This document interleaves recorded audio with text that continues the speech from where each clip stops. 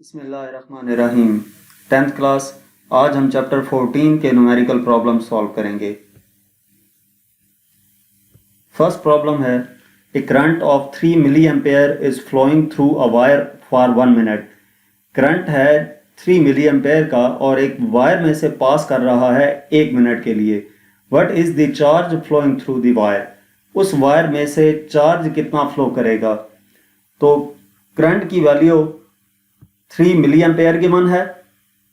मजीद videos के लिए आप हमारा चैनल सब्सक्राइब करें। आई की वैल्यू 3 मिली एम्पेयर है। इसको हम SI यूनिट में कन्वर्ट कर लेंगे। मिली 10 पावर -3 के इक्वल होता है, तो 3 × 10 पावर -3 एम्पेयर आ गया। Flowing through a wire for 1 minute. Time given है 1 मिनट का। 1 मिनट को हम सेकेंड्स में कन्वर्ट करेंगे क्योंकि टाइम का SI यूनिट सेकेंड है, तो 1 मिनट में 60 सेकेंड होते हैं। What is charge flowing through the wire? Q की वैल्यू हमने कैलकुलेट करनी है। तो इसका सोल्यूशन देखते हैं। इन गिवन टर्म्स के मुताबिक हमारे पास जो चार्ज फाइंड करने के लिए फार्मूला है, करंट इक्वल होता है चार्ज पर यूनिट टाइम के। तो उसके मुताबिक Q इक्वल आ जाता है IT के, यानी कि Q इक्वल आ जाएगा I और T की वैल्यूज इसमें पुट की, इनको मल्टीप्लाई किया तो ये 180 × 10 पावर -3 कूलम आ जाता है। चार्ज का यूनिट कूलम होता है। नेक्स्ट हमारे पास प्रॉब्लम नंबर 2 है।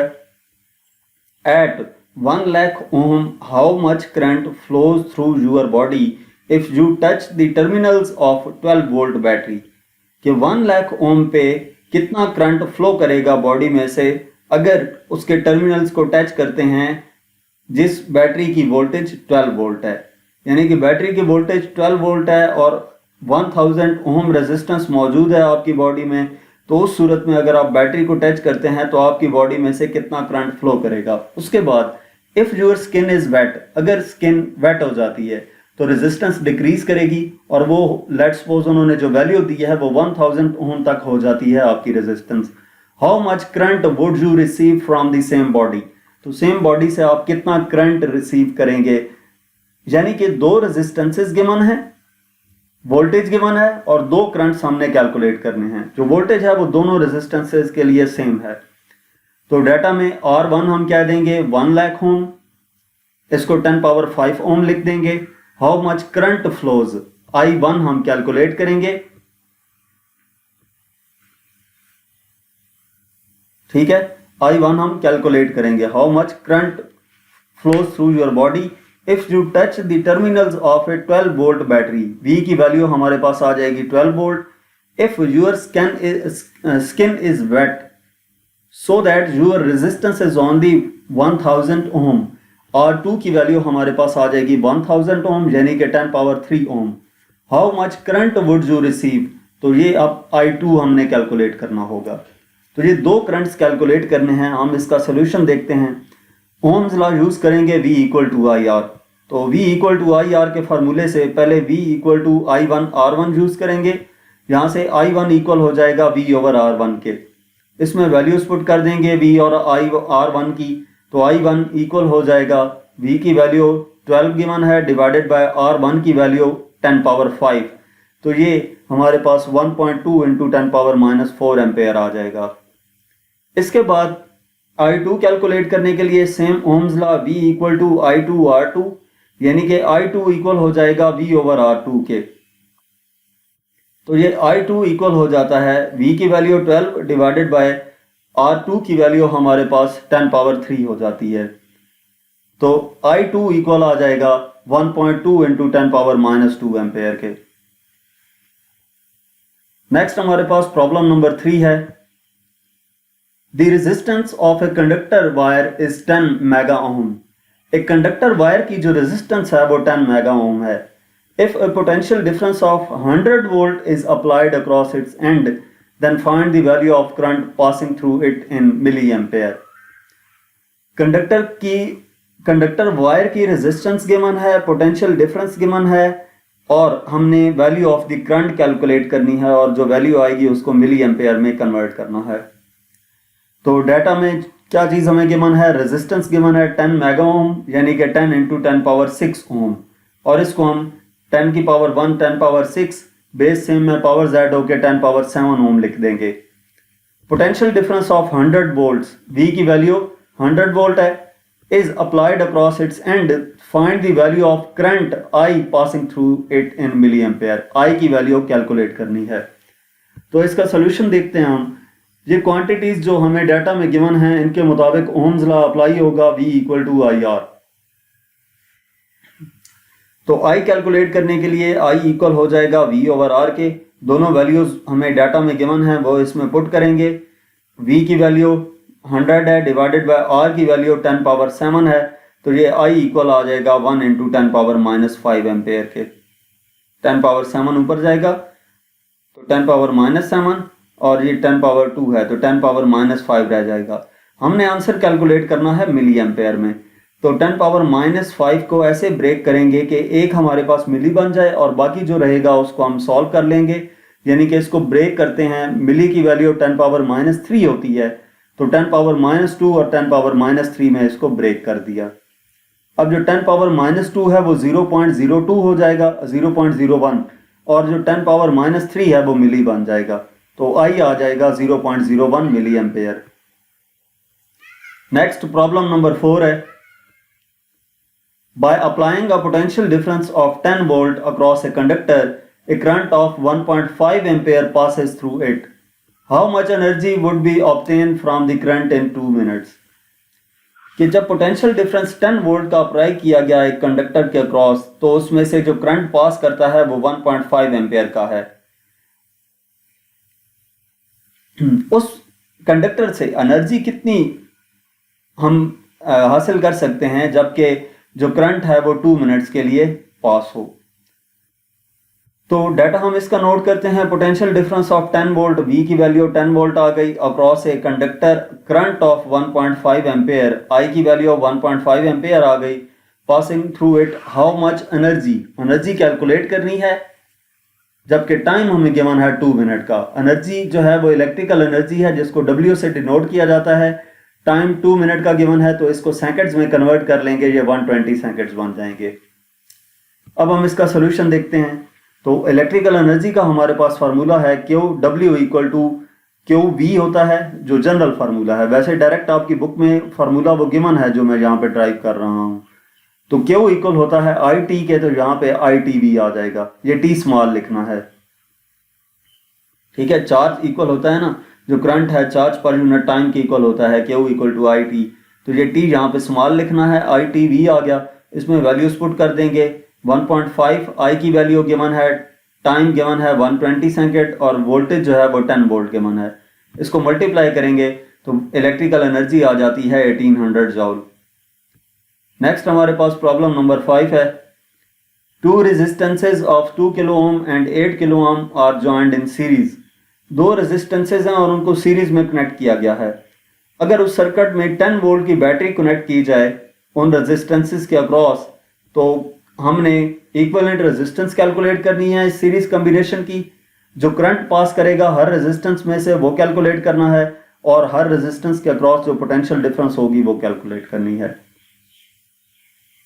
तो डाटा हम नोट करते हैं। डाटा में 2 रेजिस्टेंसेस गिवन है, इसको हम R1 लिख लेते हैं, ये 2 इंटू 10 पावर 3 ओम हो जाएगा, और R2 लिख लेते हैं, ये 8 इंटू 10 पावर 3 ओम हो जाएगा, क्योंकि किलो की वैल्यू जो है वो 10 पावर 3 होती है, तो दोनों के साथ किलो था, किलो की जगह पे 10 पावर 3 लिख दिया। इफ ए 10 वोल्ट बैटरी जो है वो V 10 वोल्ट की कनेक्ट की जाएगी, end of this combination find the following quantities. तो हमने ये क्वांटिटीज सॉल्व करनी है, फाइंड करनी है। ए पार्ट है equivalent resistance of the series combination. जो इक्विवेलेंट रेजिस्टेंस है सीरीज कॉम्बिनेशन का, यानी कि R इक्विवेलेंट कैलकुलेट करना है, current passing through each of the resistances, यानी कि हमने I करंट कैलकुलेट करना है। सीरीज में जब रेजिस्टेंस को कनेक्ट किया जाता है ना, तो उस वक्त जो करंट है वो सेम रहता है या डिफरेंट होता है, वो हम इसमें देखेंगे सॉल्व करते वक्त। लेकिन हर रेजिस्टेंस के अक्रॉस जो करंट है वो और जो वोल्टेज है वो हमने फाइंड करनी है। तो इसका सोल्यूशन जो है, सबसे पहले इक्विवेलेंट रेजिस्टेंस कैलकुलेट करने के लिए जब सीरीज में रेजिस्टेंस को कनेक्ट किया जाता है तो वो सिंपली ऐड हो जाती हैं। तो आर ई इक्वल आ जाएगा R1 प्लस R2 के। वैल्यूज पुट करेंगे 2 + 8, तो ये आर ई इक्वल आ जाएगा 10 किलो ओम के। ये 2 × 10³ ओम था ना, यानी कि 2 किलो और 8 किलो, तो ये दोनों ऐड अप होके 10 किलो ओम बन गई। उसके बाद करंट हमने कैलकुलेट करना है। तो सीरीज कॉम्बिनेशन में जो करंट होता है वो सेम रहता है। सेम रहने का मतलब ये है कि जो करंट हम ओम्स लॉ के मुताबिक कैलकुलेट करेंगे V = IR के फार्मूले से, V इक्वल होगा IRE के। वोल्टेज जो प्रोवाइड की गई है सर्किट को, करंट जो उसमें से पास करेगा, और इक्विवेलेंट रेजिस्टेंस RE जो टोटल उस सर्किट की रेजिस्टेंस है। तो यहाँ से I इक्वल आ जाता है V/RE के, यानी कि V की वैल्यू पुट की इसमें और RE की वैल्यू इसमें पुट की, तो ये I की वैल्यू हमारे पास आ जाती है 1 × 10⁻³ एम्पेयर, यानी कि करंट आ जाता है 1 मिली एम्पेयर का। नेक्स्ट हमने वोल्टेज कैलकुलेट करना है। तो data as it is note किया, और वोल्टेज कैलकुलेट करने के लिए पोटेंशियल डिफरेंस जो है हर रेजिस्टर के अक्रॉस डिफरेंट होगा, क्योंकि वो सीरीज में कनेक्ट हैं। तो V1 इक्वल आ जाएगा IR1 के ओम्स लॉ के मुताबिक। यहां से V1 इक्वल आ जाएगा I की वैल्यू पुट की और R1 की वैल्यू पुट की, तो ये V1 2 वोल्ट आ जाता है। इसी तरह V2 कैलकुलेट करेंगे, IR2 आ जाएगा, यानी कि V2 इक्वल आ जाएगा I की वैल्यू और R2 की वैल्यू पुट की, तो ये 8 वोल्ट आ जाता है। नेक्स्ट क्वेश्चन नंबर 6 है, two resistances of 6 kilo ohm and 12 kilo ohm are connected in parallel. यानी कि ये न्यूमेरिकल पिछले न्यूमेरिकल की तरह है, सिर्फ चेंजिंग क्या है कि उसमें सीरीज में कनेक्ट किए गए थे और इसमें पैरेलल में कनेक्ट किए गए हैं। तो हमने पैरेलल का फार्मूला अप्लाई करके इसको सॉल्व करना है। पैरेलल में जो रेजिस्टेंसेज जब ऐड हों तो उनके रेसिप्रोकल्स ऐड होते हैं, यानी कि डाटा में हमारे पास एक R1 6 × 10³ ओम आ गई और R2 12 किलो ओम आ गई, 12 × 10³ ओम। 6 volt battery is connected, V की वैल्यू 6 वोल्ट कनेक्ट की गई है। Find the values of the following quantities. Values कौन सी कैलकुलेट करनी है? A equivalent resistance of the parallel combination, RE calculate करना है। Current passing through each resistance I calculate करना है, और potential difference across each resistance V calculate करना है। तो इसका सॉल्यूशन देखते हैं। सबसे पहले R इक्विवेलेंट कैलकुलेट करने के लिए रेसिप्रोकल्स में रेजिस्टेंस ऐड होंगी, यानी कि 1/RE इक्वल आ जाएगा 1/R1 प्लस 1/R2 के। R1 और R2 की वैल्यूज पुट करनी है, 1/6 प्लस 1/12 हो जाएगा। ठीक है, मैं डायरेक्टली पुट कर रहा हूँ, ये साथ 10⁻³ नहीं लिख रहा, क्योंकि ज्वाइंट पे आंसर आएगा उसके साथ हम लिख लेंगे ये 10⁻³। तो ये एलसीएम लेंगे, एलसीएम आएगा 12, 6 2s are 12, तो 2 + 1 आ गया, 3/12 यानी कि 1/4, तो RE इक्वल आ जाएगा 4 किलो ओम के। ठीक है, इक्विवेलेंट रेजिस्टेंस के बाद हमने करंट और वोल्टेज कैलकुलेट करनी है। तो यही data as it is note कर लिया। बी पार्ट सॉल्व करते हैं। Parallel combination current will be different, current इसमें डिफरेंट होगा, तो V = IR के फार्मूले से I1 इक्वल आ जाएगा V/R1 के। इनमें वैल्यूज पुट करेंगे V और R1 की, डिवाइड करेंगे, तो ये सिंपली I1 की वैल्यू आ जाएगी 1 × 10⁻³ एम्पेयर, यानी कि 1 मिली एम्पेयर। इसी तरह V2 कैलकुलेट करेंगे, तो V इक्वल आ जाएगा I2/R2 के, यानी कि I2 इक्वल हो जाएगा V/R2 के। तो यहाँ से V और R2 की वैल्यूज पुट की जो हमें डाटा में गिवन है, इसको सिंप्लीफाई करते हैं, तो I2 की वैल्यू आ जाती है 0.5 milliampere. Next voltage calculate करनी है। तो वोल्टेज जो है वो जब पैरेलल में कनेक्ट किया जाता है रेजिस्टेंसेस को, तो हर कंपोनेंट के अक्रॉस जो वोल्टेज होती है वो सेम रहती है। इसका मतलब ये है जो V है, V इक्वल होगा 6 वोल्ट के, वही वोल्टेज जो प्रोवाइड की गई थी इस सर्किट को। नेक्स्ट हमारे पास प्रॉब्लम नंबर 7 है। An electric bulb is marked with 220 volt 100 watt, find the resistance of the filament of the bulb. If the bulb is used 5 hours daily, find the energy in kilowatt hour consumed by the bulb in 1 month। कि एक electric bulb है जिसके ऊपर 220 volt 100 वाट लिखा हुआ है। Resistance find करनी है फिलामेंट की, और अगर वो बल्ब 5 घंटे के लिए डेली इस्तेमाल हो तो जो एनर्जी होगी किलोवाट आवर में बल्ब की 1 मंथ के लिए वो हमने कैलकुलेट करनी होगी। तो डाटा में क्या है कि electric bulb mark with 220 volt V की वैल्यू और पावर जो है वो 100 वाट की मन है। रेजिस्टेंसेज हमने फाइंड दी रेजिस्टेंस आर की वैल्यू कैलकुलेट करनी है। Filament of the bulb if bulb is 5 hours daily, 5 hours से मुराद का ये है कि 5 आवर्स 30 डेज हैं, ठीक है। 5 इंटू 30 ये 150 आवर्स डेली आ जाता है।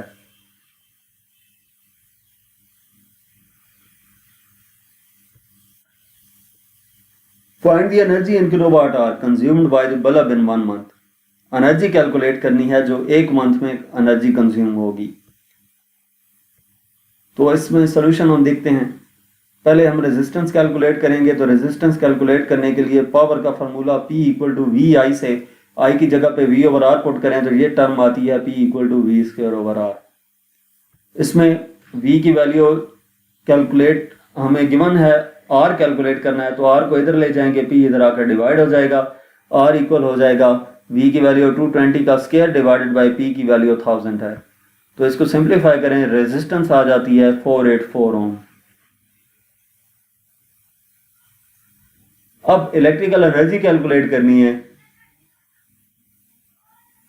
तो electrical energy in kilowatt our calculate करने के लिए हमारे पास जो फार्मूला है वो E इक्वल है watt into time in hours divided by 1000, ठीक है। तो इसमें हम वैल्यूज पुट करेंगे, यानी कि E इक्वल होगा वाट कितने हैं 100 वाट गिवन है, टाइम इन आवर्स 150 आवर्स हैं डिवाइडेड बाय 1000, तो ये 15 किलोवाट आवर हमारे पास एनर्जी आ जाती है।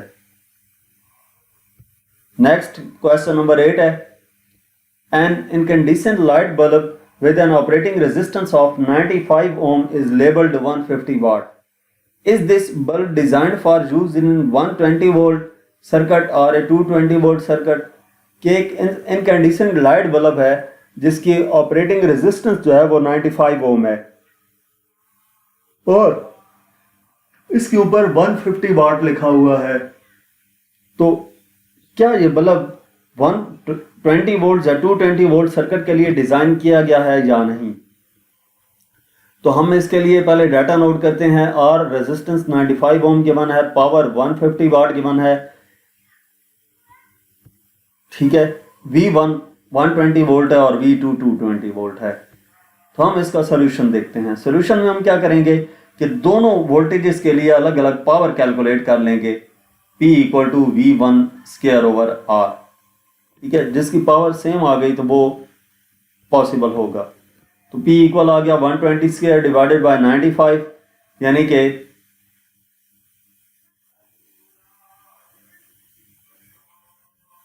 यहाँ पे हमने क्या किया है, V1 की वैल्यू पुट की है 120 डिवाइडेड बाय R की वैल्यू पुट की है 95, तो ये 14400 डिवाइडेड बाय 95 आ जाता है, यानी कि पावर आ जाएगी 151.58 वाट के।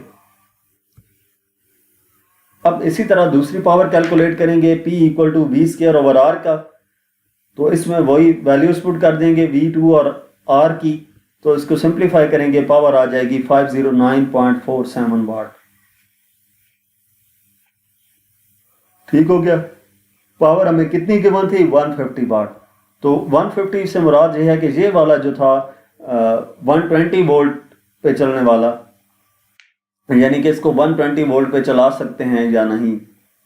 तो बेसिकली क्वेश्चन में ये कहा गया था ना कि बल्ब है, ऑपरेटिंग रेजिस्टेंस 95 ओम है और लेबल किया गया है 150 watt. Is this bulb design for used in a 120 volt circuit और ए 220 वोल्ट सर्किट। तो हमने पावर इसकी कैलकुलेट की दोनों वोल्टेजेस की मदद से। अब इसकी जो पावर है ना वो ये अप्रोक्सीमेटली इक्वल आ रही है। तो इसका मतलब ये है कि जो बल्ब डिजाइन किया गया है वो इस 120 वोल्ट पे चलेगा। V1 इसी में इस्तेमाल किया है ना, तो 120 वोल्ट पे चलेगा, वो 220 वोल्ट पे जल जाएगा। नेक्स्ट हमारे पास क्वेश्चन नंबर 9 है, A house is installed with 10 bulbs of 60 watt, each of which are used for 5 hours daily. एक घर में 10 बल्ब लगे हुए हैं 60 वाट के और उनमें से हर एक बल्ब 5 घंटे के लिए डेली इस्तेमाल होता है। 4 fans of 75 watt each of which run 10 hours daily. उसी घर में 4 पंखे लगे हुए हैं 75 वाट वाले और उनमें से हर एक जो है वो 10 घंटे के लिए डेली चलता है. 1 TV of 150 watt which is used for 2 hours daily. एक टीवी भी है जो कि 250 वाट का है और वो जो है वो 2 घंटे के लिए डेली इस्तेमाल किया जाता है. उसके अलावा इलेक्ट्रिक आयरन है 1000 वाट की जिसको 2 घंटे के लिए डेली इस्तेमाल किया जाता है. If the cost of 1 unit of electricity is Rs4, अगर कॉस्ट जो है इलेक्ट्रिसिटी की वो 1 यूनिट की 4 रुपए हो तो find the monthly expenditure of electricity 1 month 30 days. तो मंथली एक्सपेंडिचर हमने कैलकुलेट करना है 30 डेज के लिए. तो सबसे पहले तो हम डाटा लिखेंगे. डाटा में सबसे पहले उसने बल्ब्स के बारे में बताया है. बल्ब कितने हैं? नंबर ऑफ बल्ब्स 10 हैं. एक बल्ब की पावर 60 वाट है और टाइम क्या है 5 आवर्स के लिए डेली इस्तेमाल किए जाते हैं. इसी तरह 4 फैंस हैं और हर एक फैन की जो पावर है वो 75 वाट है और 10 आवर्स के लिए डेली इस्तेमाल होते हैं. नेक्स्ट टीवी है एक और वो 250 वाट की है और जो टाइम जितने टाइम के लिए वो डेली यूज होती है वो 2 आवर्स का टाइम है. एक इलेक्ट्रिक आयरन है और उसकी पावर गिवन है 1000 वाट जो कि 2 घंटे के लिए डेली इस्तेमाल की जाती है. कॉस्ट 1 यूनिट की 4 गिवन है और मंथली एक्सपेंडिचर इलेक्ट्रिसिटी का कैलकुलेट करना है. तो इसका सोल्यूशन देखते हैं. सबसे पहले हम क्या करेंगे, फार्मूला अप्लाई करेंगे हर एक के लिए इंडिविजुअली, ABCD चारों पार्ट्स के लिए. कौन सा फार्मूला है? कॉस्ट ऑफ इलेक्ट्रिसिटी इक्वल होता है watt into time in hours divided by 1000 multiply by cost of 1 unit. यानी कि कॉस्ट ऑफ इलेक्ट्रिसिटी किसकी इक्वल आ जाएगा? वाट 10, नंबर ऑफ बल्ब्स 10 है, पावर कितनी है 60 वाट, टाइम कितना है 5 आवर्स डिवाइडेड बाय 1000. तो कॉस्ट ऑफ 1 यूनिट 4 से मल्टीप्लाई किया. इसको सिंप्लीफाई करते हैं तो ये कॉस्ट ऑफ इलेक्ट्रिसिटी कितनी आ जाती है 12.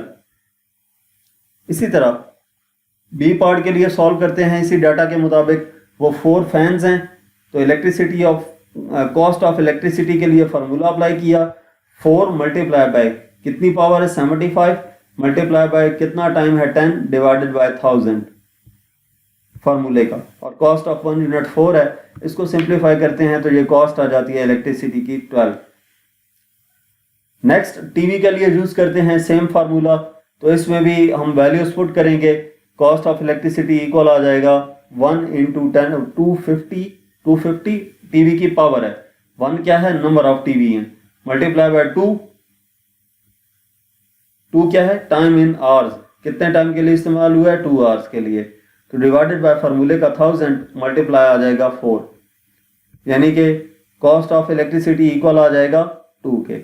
इसके बाद लास्ट रह गया इलेक्ट्रिक आयरन वाला, तो उसको भी देख लेते हैं. सेम फार्मूला इस्तेमाल करेंगे और उसमें हम वैल्यूज पुट कर देंगे. इलेक्ट्रिक आयरन 1 है, पावर 1000 है, टाइम 2 है डिवाइडेड बाय 1000 मल्टीप्लाई बाय 4.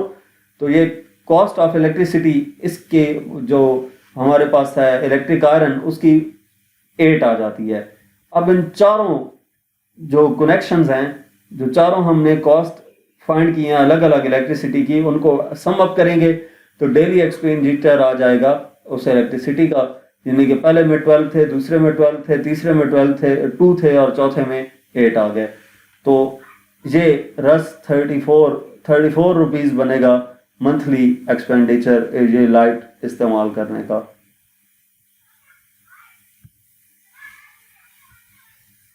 ठीक हो गया.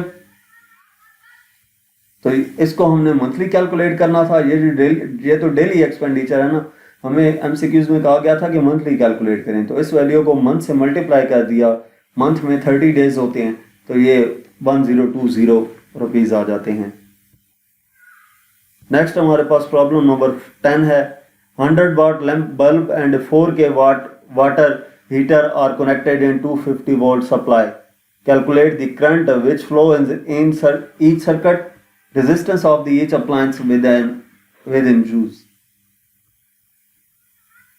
तो डाटा में पावर गिवन है P इक्वल आ जाएगा 100 वाट के and 4 kilowatt heater P2 4 kilowatt आ जाएगा, 4 इंटू 10 पावर 3 वाट हो जाए -3 हो जाएगा। Water heater are connected to a 250 volt supply, V equal आ गया 250 वोल्ट के। Calculate the current with the passage of a time, यानी कि V हमें कैलकुलेट किया गया है कि आप उसको कैलकुलेट करें। Calculate the current which flows in the each appliance, resistance of each appliance when in use. Current calculate करना है और दूसरा रेजिस्टेंस कैलकुलेट करनी है।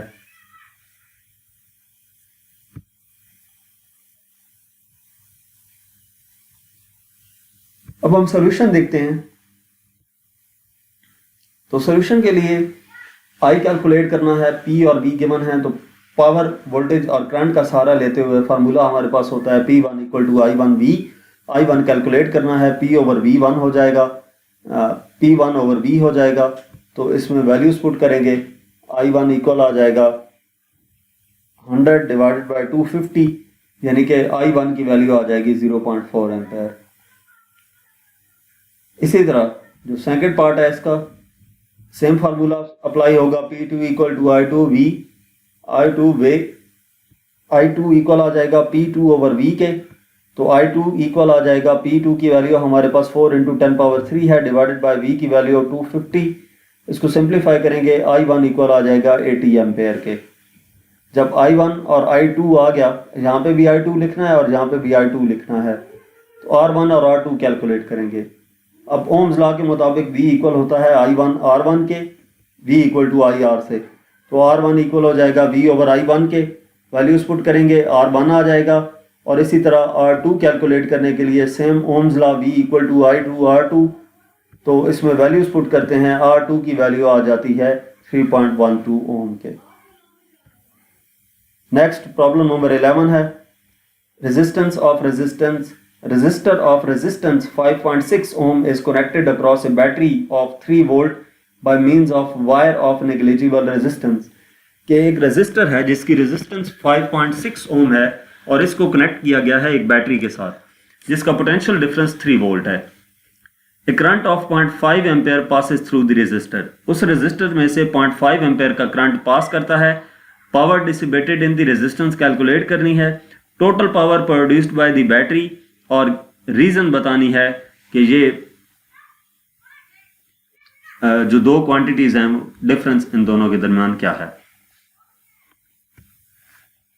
R की वैल्यू 5.6 ओम गिवन है, connected across a battery of, V की वैल्यू 3 वोल्ट आ गई by means of wire of negligible resistance, current of 0.5 ampere, I की वैल्यू 0.5 एम्पेयर आ जाती है। Calculate power dissipated in the resistor, यानी कि P कैलकुलेट करना है, total power produced by the battery calculate करनी है P prime. Why these two quantities,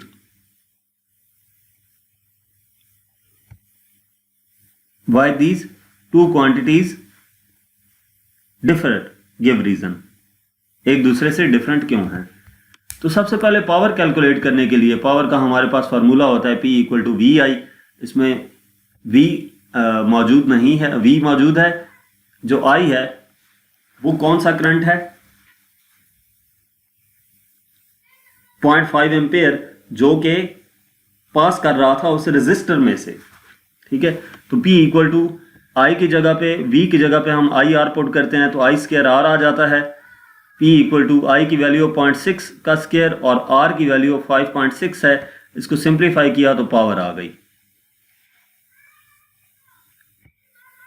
next P prime calculate करना है, जो टोटल पावर कंज्यूम करेगी बैटरी। तो ये P इक्वल आ जाएगा, I और V की वैल्यूज इसमें पुट करेंगे, सिंप्लीफाई करते हैं तो P प्राइम 1.5 वाट आ जाता है। C पार्ट में क्या कहा गया था कि इनमें डिफरेंस क्या है, तो sum power is lost by the internal resistance R of the battery. जो बैटरी के अंदर पोटेंशियल होगी या पावर होगी उससे जो इंटरनल रेजिस्टेंस है उसकी कम, उससे इंटरनल रेजिस्टेंस की निस्बत बैटरी की पोटेंशियल ज़्यादा होगी। यानी कि बैटरी की पोटेंशियल E इक्वल होगी internal resistance IR plus internal resistance के अक्रॉस जो पोटेंशियल डिफरेंस है वो प्लस सर्किट के अक्रॉस जो पोटेंशियल डिफरेंस है, तो ई इक्वल आ गया I R plus I are के। यहाँ से आई आर जो है वो टर्मिनल वेलोसिटी के इक्वल होता है, E equal to V T plus I R, यानी कि वी टी इक्वल आ जाएगा ई माइनस आई आर के। तो वी टी लेस देन होगा ई के due to internal resistance of the battery. यहाँ तक हमारे पास इस चैप्टर के न्यूमेरिकल प्रॉब्लम्स थे। मजीद किसी भी चैप्टर की एक्सरसाइज का सोल्यूशन देखने के लिए आप हमारा चैनल विजिट कर सकते हैं। इसके अलावा अगर आप किसी भी सब्जेक्ट की ऑनलाइन या होम ट्यूशन पढ़ना चाहते हैं तो व्हाट्सएप पे कांटेक्ट कर सकते हैं। Thank you.